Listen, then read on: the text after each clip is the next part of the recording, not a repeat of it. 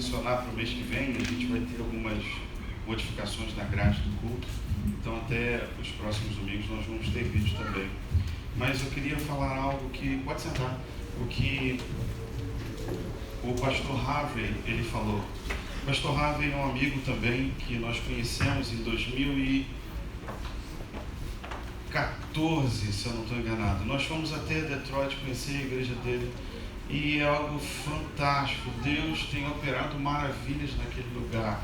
É um lugar pobre de Chicago. Nós fomos e estava tendo uma grande nevasca naquele lugar. E a gente nunca tinha pego nenhuma tempestade de neve, né? Nada assim, coisa. E eles medem lá por altura de centímetro. E nós chegamos, e o culto é de manhã. E aí chegamos no culto e eu falei assim para a pastora, eu falei, olha, o culto vai estar vazio. Porque a expectativa era 1 metro de altura de neve. 1 metro de altura, pastor Márcio. E nós fomos, em Detroit, uma cidade pobre. E lá, o que é ser uma cidade pobre? É uma cidade que não tem dinheiro para limpar a neve que cai nas estradas. Então eles só usam, chega no final de semana, eles falam assim, a prefeitura solta um alerta, a previsão é de neve e tal tamanho e tal, então não saia de casa, porque senão você pode ter um acidente com o seu carro. E aí as pessoas evitam. Por quê? Qual que é o problema da neve? A neve ela cai no asfalto, aí aquele asfalto vai derretendo, só que está muito frio, menos 15, menos 10, menos 20, aquilo vira o quê? Gelo. Aí os carros derrapam e batem. E aí eu falei com ela, falei com o meu pastor também, que estava junto comigo, aliás eu estava junto com ele, e eu falei com ele, pastor, a igreja vai estar vazia. Aí ele falou, se a gente pensar em termos de Brasil, vai estar vazia, não vai ter ninguém. 1 metro de neve, quem sai de casa com menos 20?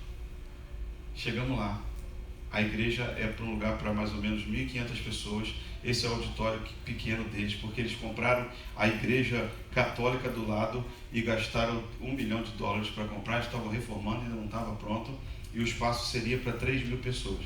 E aí a gente chegou lá, quando a gente chegou, o culto começava às 9 horas, a gente chegou às 8h30, porque brasileiro já viu, nesses lugares a gente chega antecipado, na igreja a gente não chega antecipado, mas nesse lugar a gente quer conhecer, a gente chega antes. Aí todo mundo, que legal, prazer, conhecer, não sei o que e tal. Não, foi 2015, a Hannah estava com pequenininha, ela tinha um casaco dourado, aí as mulheres viram, nossa, mas que casaco lindo e tal, blá, blá, blá. E aí a gente conversando e tal, quando a gente entrou no salão para 1.000 e tantas pessoas, adivinha quantas pessoas já estavam lá? Chuta. 1.000, quem dá mais, quem dá menos? O culto começava às 9 horas, já era umas 8h40 por aí, quando a gente chegou assim. 1.501. Estava praticamente lotado. E havia uma previsão de neve de aproximadamente 1 metro. Sabe por que as coisas acontecem? Porque as pessoas não deixam de acreditar no Deus Todo-Poderoso que move céus e terra. O problema é que às vezes a gente deixa de acreditar que Deus ainda pode restaurar a minha vida, pode mudar a minha família, pode mudar a minha história. E aí eu desanimo. Iniciando a série sobre recomeço, eu queria falar a respeito de que, em primeiro lugar, para você recomeçar, você tem que se identificar. Aliás, você tem que descobrir aonde você se encontra. Porque não adianta eu querer recomeçar sem saber onde eu estou. Você chega para alguém e fala assim, eu quero recomeçar. O quê? Não, cara, qual que é o teu nível? Aonde você está? Semana que passou, alguém virou para mim e falou assim, nossa pastor, a pregação domingo foi tão boa, né? O senhor estava tão irritadinho. Aí eu falei, não, irmão, eu estava indignado. Porque nós deixamos de acreditar no Deus da Bíblia. E usamos a Bíblia como apenas uma muleta quando nos interessa. E eu preciso recomeçar, reconhecendo aonde eu estou. Para isso, gostaria que você abrisse a sua Bíblia num personagem no livro de João, no capítulo 5. João, capítulo 5, no verso 1. A Bíblia, ela é linda. E aí, em cima disso, para que eu comece algo, primeiro eu tenho que saber onde eu estou. Eu não posso tentar começar algo sem saber o que me cerca, quais são as circunstâncias, o que move, o que está ao derredor, o que está me apertando, o que está me confrontando. Eu primeiro preciso saber aonde eu me encontro. E tem um texto, deixa o dedo aí em João, mas tem um texto em Marcos 17, que nós lemos semana passada, que fala sobre o semeador, não foi? Das sementes. Abre aí Marcos, capítulo 4, no verso 17. Marcos 4, 17. Diz assim: foram lançadas 4 sementes, uma caiu em terra boa, outra foi levada pelas aves, né? Que seria, o diabo levou a palavra, mas outras 2 elas foram destruídas, ou elas não produziram. Por quê? Por causa do cenário, por causa das circunstâncias que nos rodeiam, ou que rodeavam aquela semente. Olha aí comigo no 17. Mas eles não têm raiz em si mesmo. Esse caiu no solo rochoso, sendo de pouca duração. Quando chega a angústia ou perseguição por causa da palavra, logo se escandalizam. Ou seja, as circunstâncias nos fazem desistir de algo de Deus, ou nos fazem desanimar de Deus. Sim ou não? Essa é a semente que desanimou e que não brotou e que não fluiu e que não deu o que tinha que dar, a 30, 60 e a 100. A outra, no verso 18 diz assim: os outros, os semeadores, os semeados entre os espinhos, são os que ouvem a palavra, mas as preocupações desse mundo, a fascinação da riqueza e as outras ambições aparecem e sufocam a palavra, e ela fica infrutífera. Ou seja, novamente, o cenário que te cerca, o meio aonde você está, com as pessoas com quem você convive, aquilo que você está ouvindo, está te fazendo perder a fé. É isso que a palavra está dizendo. Então é importante que eu descubra onde eu estou, onde eu fui plantado. Porque talvez eu tenha sido plantado em terra rochosa e agora minha raiz está começando a querer não crescer mais.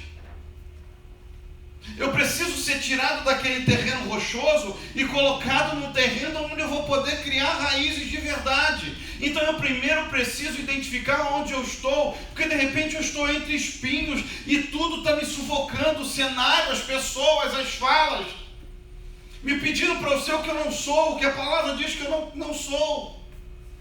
E aí eu quero citar esse exemplo de João, no capítulo 5 de João, fala a respeito do tanque de Betesda. Vocês já leram esse texto com certeza. E aqui, esse paralítico, ele estava cercado por pessoas, o quê? Doentes. Ele estava rodeado de pessoas doentes. Olha aí. Passadas essas coisas, havia uma festa dos judeus e Jesus foi para Jerusalém. Existe ali junto ao portão das ovelhas um tanque chamado em hebraico Betesda, ou Betesda, o qual tem 5 pórticos. Neste jaziam uma multidão de enfermos, cegos, coxos e paralíticos, esperando que a água se movesse, porque um anjo descia de tempos em tempos, agitando-a. E o primeiro a entrar no tanque, uma vez agitada a água, sarava de qualquer doença que tivesse. Estava ali um homem enfermo havia 38 anos. Jesus, vendo deitado e sabendo que estava assim havia muito tempo, perguntou: você quer ser curado? Aí ele respondeu: Senhor, não tenho ninguém que me ponha no tanque quando a água é agitada. Quando tento entrar, outro enfermo chega antes de mim. E aí eu paro aqui. Aquele homem, ele não conseguiu responder uma pergunta simples. Ele não simplesmente falou assim: quero. Não seria óbvio responder assim? Quer ser curado, ô Diego? Quero. Mas por que ele responde de outra forma? Querido, ele está plantado num lugar onde só tem enfermo, onde só tem paralítico, onde só tem pessoas que não têm mais esperança. E dentro do texto, se a gente analisar o texto, esmiuçar, fala que de tempos em tempos, um anjo descia e tocava, não é assim? Agora, quanto tempo? A gente pode tentar entrar na cabeça desse homem que ao longo de 38 anos, de repente viu ou não algum anjo tocar naquele lugar, e aí ele não conseguiu chegar. Ele viveu 38 anos da vida dele, esperando por um milagre. Aliás, ele não esperava um milagre, ele esperava o anjo descer e tocar na água. E aí começava a guerra, começava a corrida, mas não, ele era paralítico. Como é que ele ia caminhar até lá na porta? Alguém chegaria. Esse anjo talvez descia de ano em ano. E aí descia e novamente ele... Imagine que hoje fosse o dia de descer, ou não. Imagine que ele soubesse o que pairava na cabeça dele nessa hora.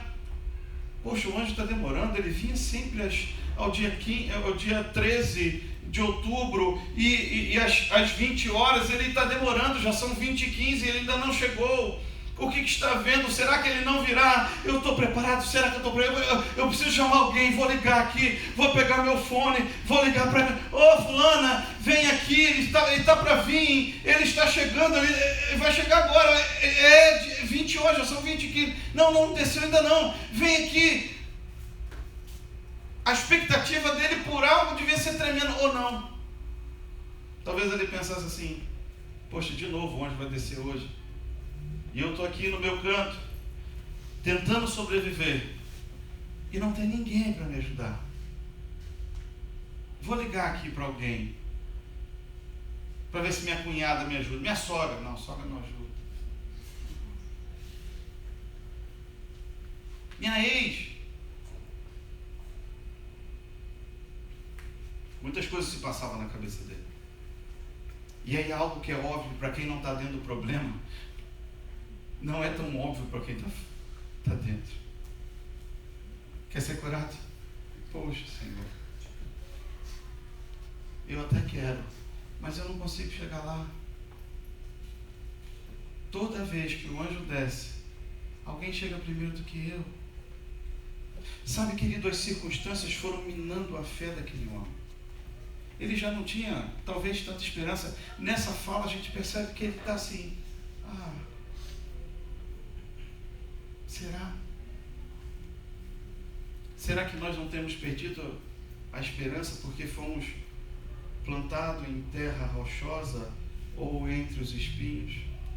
Não será que nós perdemos a fé porque os espinhos, as coisas desse mundo têm sufocado? Por isso eu preciso saber aonde eu estou, onde eu fui plantado, aonde eu me encontro. Eu preciso saber e ver aonde eu estou, quem eu tenho dado ouvidos, quais são as pessoas que têm me influenciado. Eu tenho que olhar para a minha família, saber de onde eu vim, o que eu aprendi para chegar até hoje, porque eu sou fruto. Eu hoje sou fruto das decisões que eu tomei lá atrás.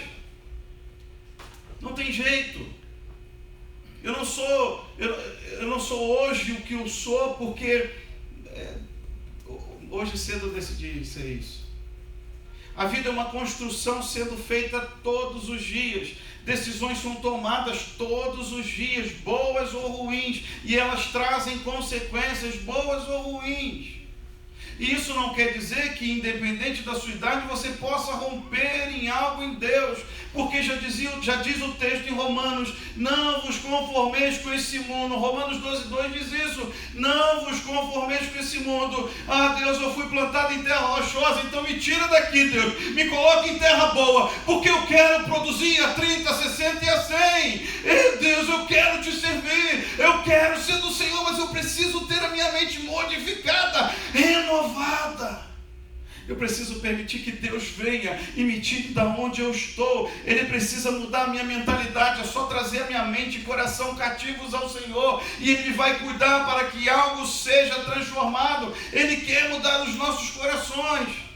O pastor Harvey, ele veio de uma família muito pobre. Ele veio de um bairro muito pobre. Ele diz na palestra toda que o bairro dele era tão pobre que ele nem era pobre, ele era pó. De tão pobre que ele era. E eu tive a felicidade de conhecê-lo e nos tornamos amigos, e é uma pessoa fantástica. Você olha para ele e fala, meu Deus, como é que pode? O cara é tão simples, tão humilde. Mas Deus está olhando para você. E talvez você tenha sido plantada num lugar ruim e você nem sabe. E você está sobrevivendo, como esse homem aqui, ele estava sobrevivendo. Ele não estava vivendo, ele estava sobrevivendo. E mais uma vez, de repente, um anjo desceu e tocou na água. E ele não conseguiu, porque ele dependia de alguém também. Quando tenta entrar, outro enfermo chega antes de mim. Virou uma maratona agora. Para a Olimpíada. Quem chega primeiro? Quem mergulha? Imagina, aí tem que ter foto. Tira foto, Photoshop, para ver quem tocou primeiro. Agora imagina quando alguém sai de lá, mergulham 10, sai um bom. E a tristeza dos outros 9? Querido, Deus não tem uma vida comum para nós. Ele fala que tem uma vida abundante para cada um de nós. O problema é que às vezes a gente se esquece, por conta da onde a gente foi plantado, por causa das circunstâncias que nos cercam. Elas nos fazem perder a esperança total do verdadeiro Jesus. Por isso que o texto fala, não seja morno. Porque o morno dá vontade de vomitar, dá vontade de jogar fora. Seja frio ou seja quente, não seja morno. Eu fico imaginando esse homem respondendo, e a gente sempre fala, poxa, mas é uma pergunta tão óbvia. Não quero não, Jesus, que pergunta. Claro que eu quero. E ele responde o quê? Ah, Senhor, toda vez que o anjo toca, eu não consigo chegar. Talvez nas nossas vidas tenhamos problemas óbvios, só que a gente não percebe, porque a gente está dentro do tufão, dentro do furacão, dentro do emaranhado de coisas que tornou-se a nossa vida. E a gente não consegue despertar, não consegue acordar. Mas eu queria citar uma outra pessoa, aliás, mais dois personagens, que estão lá em Lucas, no capítulo 15. Fala do filho pródigo. Lucas 15. Todos vocês já conhecem esse texto. O filho pródigo, o filho mais novo, ele sai de casa, ele briga com o pai, eu quero a minha parte, eu vou embora, eu não quero mais viver aqui. E aí ele vai embora. E ele sai e vai gastando.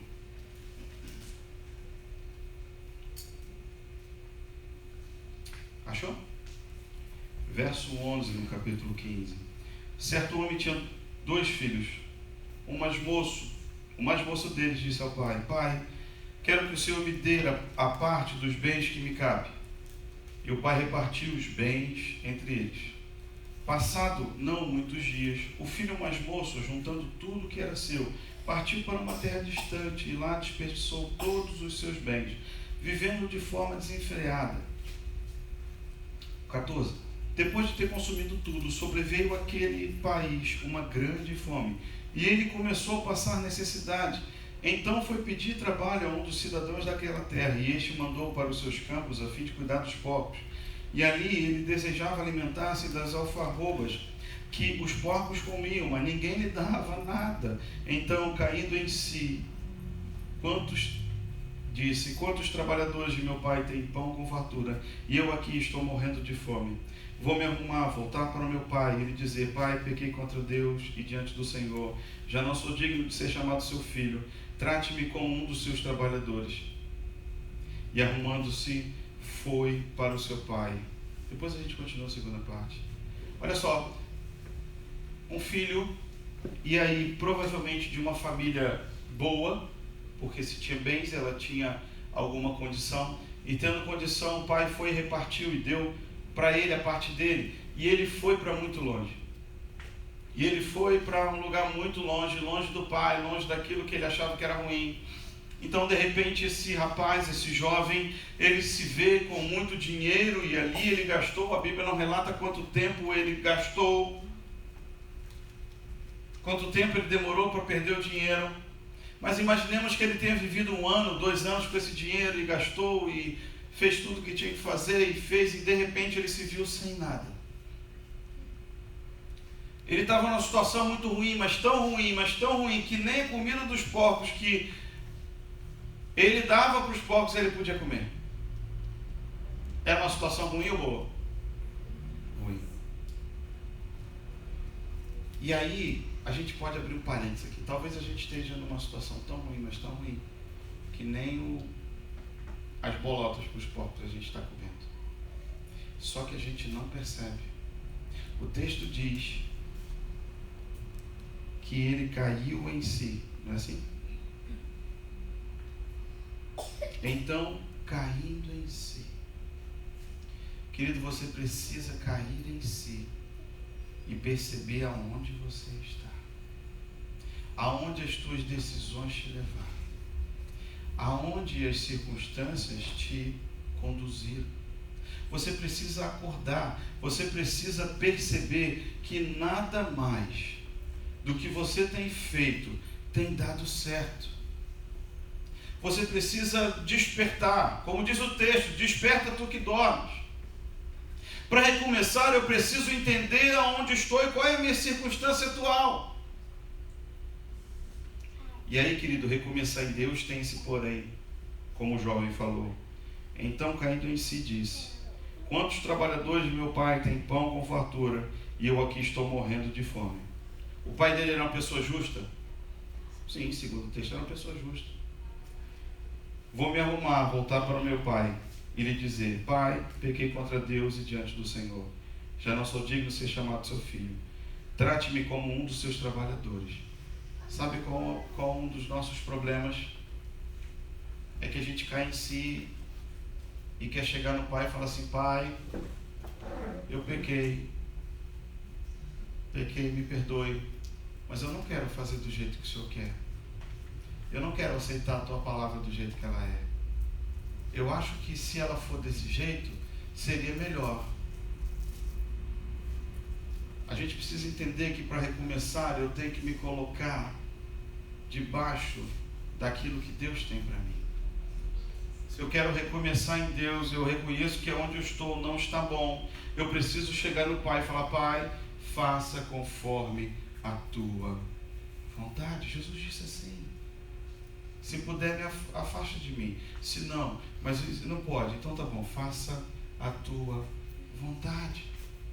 E a gente quer que Deus faça a nossa vontade. Não, Deus, olha só, eu gostaria que acontecesse assim, assim, assim. Não, essa palavra aqui é muito forte. Não, não dá. Ou você pega o pacote todo, ou você assume tudo que Deus tem para você, ou você pega toda a Bíblia e assume para si e se encaixa naquilo que Deus tem para você. Ou não dá para pegar Deus e se encaixar naquilo que tem para nós. Deus não vai se moldar pelo nosso jeito. Deus não vai tirar a vontade dele para colocar a nossa, muito pelo contrário, que eu diminua, para que ele cresça. Eu preciso entender que o primeiro passo é identificar onde eu estou e reconhecer que eu preciso urgentemente de Jesus. Mas com tudo que ele tem, com tudo que ele traz.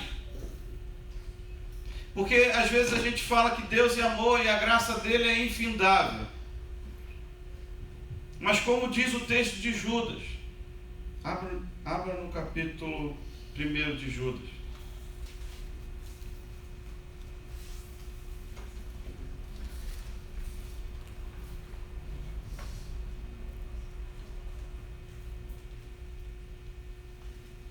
Achou?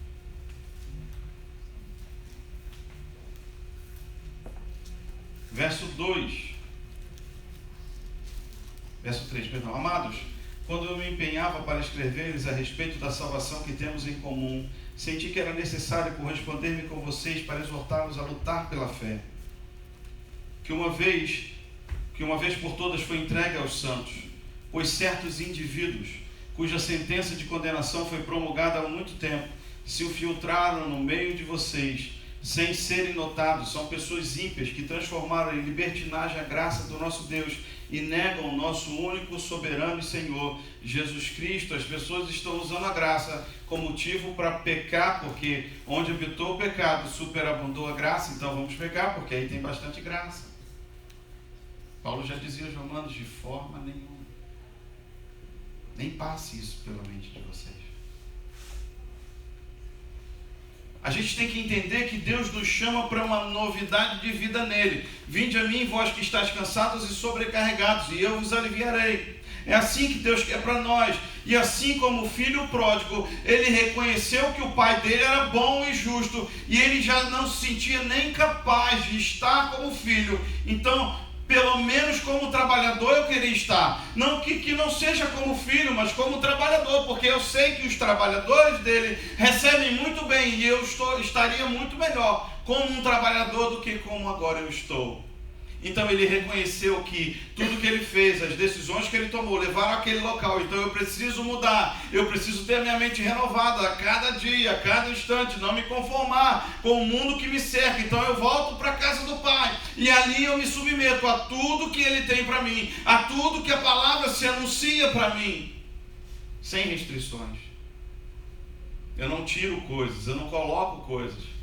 Amaldiçoado seja aquele, diz o texto, que acrescentar ou tirar. E esse jovem, ele volta para casa, só que Deus é um Deus de amor e misericórdia. Ele não nos trata como quaisquer, Ele nos retém como filhos. E deu-lhes o poder de serem chamados filhos. É assim que diz o texto. Deus nos chama para ser filhos. Então nós é que achamos que não somos dignos dele, mas ele, em sua infinita misericórdia, deu o seu único filho para morrer por nós, para que nós fôssemos ressignificados, tivéssemos uma vida ressignificada, novamente valorizada nele, porque ele é digno de todas as coisas, e por ele são todas as coisas, e sem ele nada pode ser feito, e a partir dele. E aí o filho volta para casa e o pai abraça: não, vamos lá, você filho querido. E aí quando a gente volta, talvez você tenha se perdido. Então quando você volta para Jesus, Ele te abraça, Ele te beija, Ele te pega novamente de trás como filho, só que debaixo de uma autoridade, que é a palavra. E aí segue comigo, Lucas 15. Aliás, volta aí, né? Lucas 15, a partir do 18. E arrumando-se foi para o seu pai, no verso 20. Vinha ele ainda longe, quando seu pai o avistou, e compadecido dele, correndo, abraçou e beijou. E o filho lhe disse: pai, pequei contra Deus e diante do Senhor. Já não sou digno de ser chamado seu filho. O pai, porém, disse ao servo: traga depressa a melhor roupa e vistam nele. Põe um anel no dedo dele, sandália nos pés, traga e mate o bezerro gordo. Vamos comer e festejar, porque este meu filho estava morto e reviveu, estava perdido e foi achado. E começaram a festejar. Uau, Deus faz isso quando a gente volta. Nós não somos dignos, mas por causa do sacrifício na cruz, Ele se fez indigno para que nós fôssemos justificados. Nós não merecíamos, isso é graça. Mas nós nos submetemos ao poder e à autoridade da palavra. Aí tem o outro personagem. O outro personagem é o filho que ficou. O filho ficou com o pai. Ora, o filho mais velho estava no campo. Quando voltava, ao aproximar-se de casa, ouviu músicas e as danças. Chamou um dos empregados e perguntou: o que era aquilo? E ele informou: seu irmão voltou, e por tê-lo recuperado com saúde, seu pai mandou matar o bezerro gordo.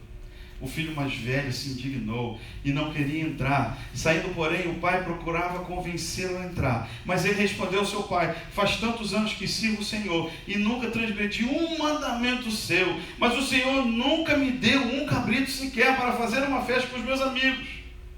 Mas quando veio esse seu filho, que sumiu com os bens do Senhor, gastando tudo com prostitutos, o Senhor mandou matar um bezerro gordo para ele. Então o pai respondeu: meu filho, você está sempre comigo, tudo que eu tenho é seu, mas era preciso festejar e alegrar-se, porque este irmão estava morto e reviveu, estava perdido e foi achado. E aí eu queria falar um pouco desse irmão mais velho. Ele ficou na casa do pai. O mais novo foi embora. Ele falou: não, aqui eu não fico mais não, aqui não dá para mim, eu não consigo ficar debaixo desse pai.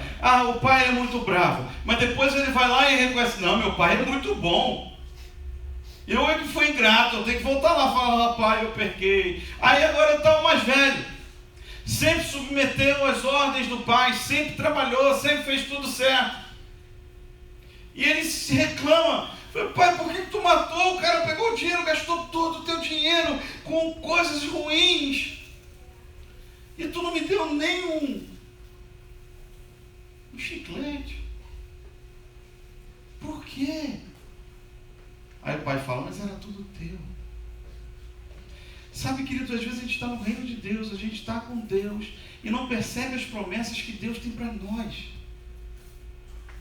E a gente está reclamando porque outras pessoas estão chegando, estão se apoderando das promessas que Deus tinha para elas. E estão avançando, estão conquistando, e a gente fica reclamando: porque Deus, você não está fazendo por mim, você não está fazendo aquilo outro, por que, Senhor? Eu estou aqui, eu te sirvo, eu dou todo o meu dízimo, eu dou oferta.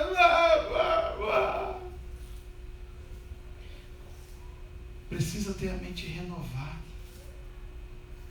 Romanos 12. 2. Não vos conformeis com este mundo. Ele sempre trabalhou, ele sempre fez, mas ele não se via como filho. Não adianta você estar num lugar aparentemente bom se você não se tomar posse daquilo que você tem direito. Certa vez conta uma história que um homem, ele tinha pouco dinheiro, mas o sonho dele era fazer, em Rafael, era fazer um cruzeiro. E o sonho dele era fazer um cruzeiro. Ele passou meses juntando dinheiro para fazer aquele cruzeiro, porque era muito caro. E ele comprou com muito suor, trabalhou e juntou e pagou. Passar agora eu vou para o cruzeiro, eu vou viajar uma semana, eu vou ir, mas como é que eu vou comer lá dentro?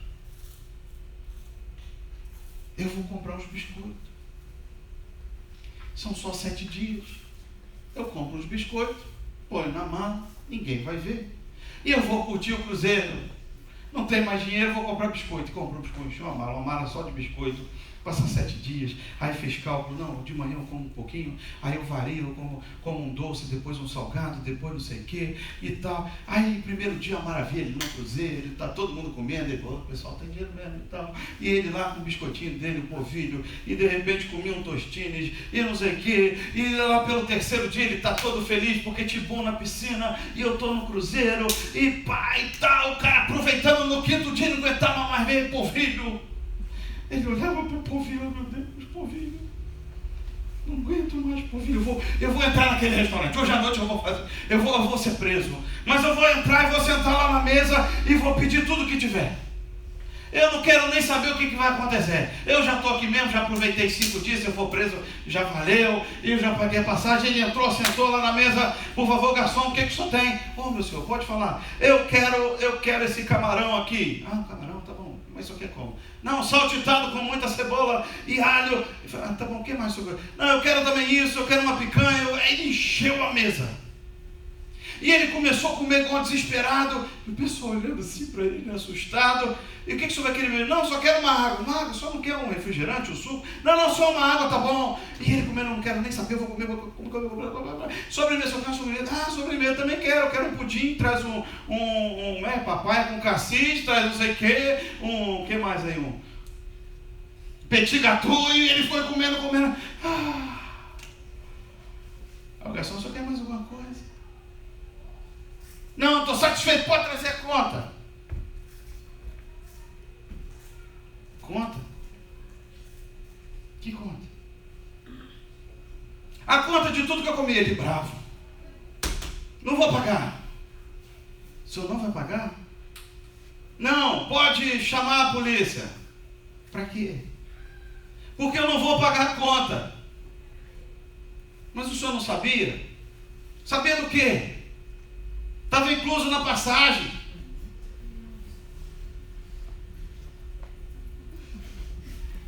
Por quê? A comida. Então quer dizer que eu não tenho que pagar nada? Não.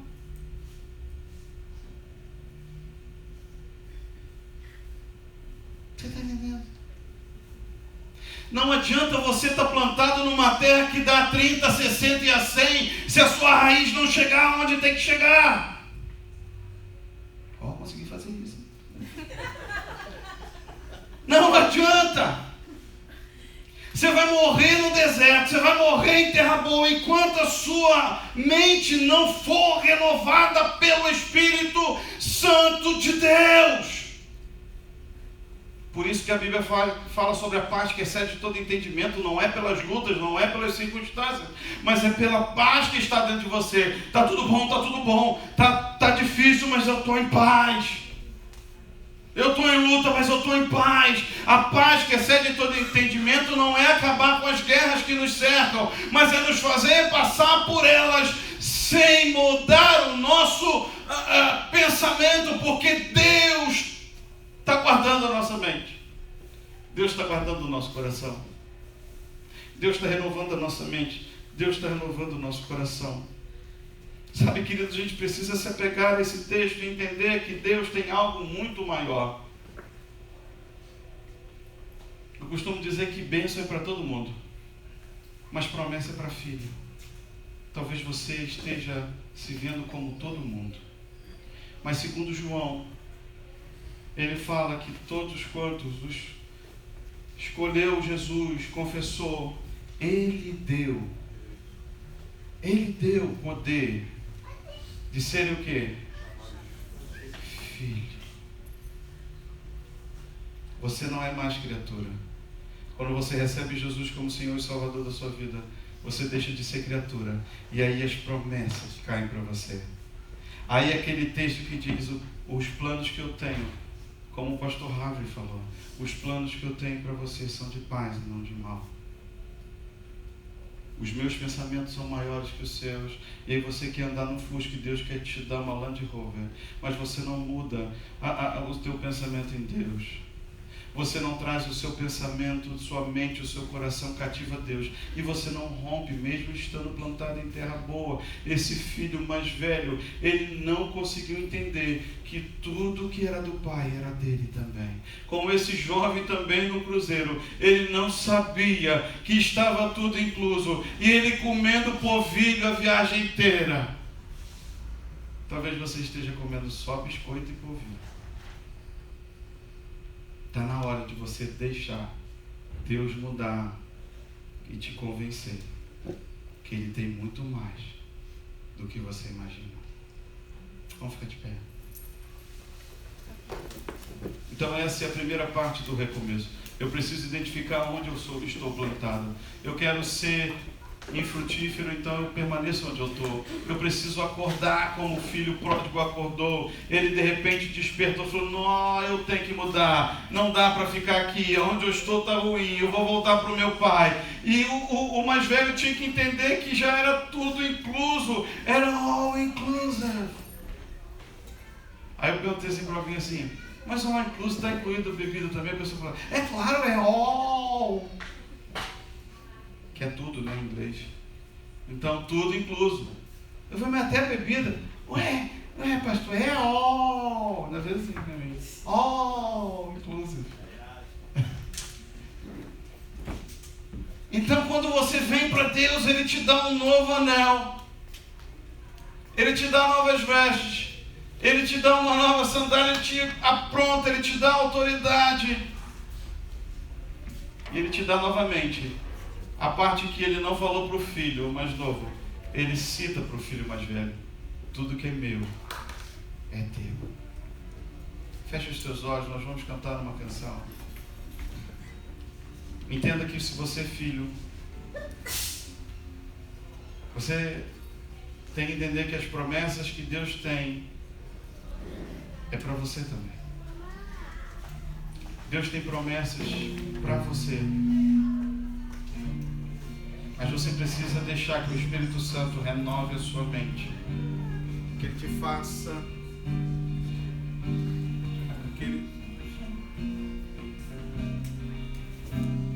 Que você faça... Que Ele te faça ver e enxergar as promessas.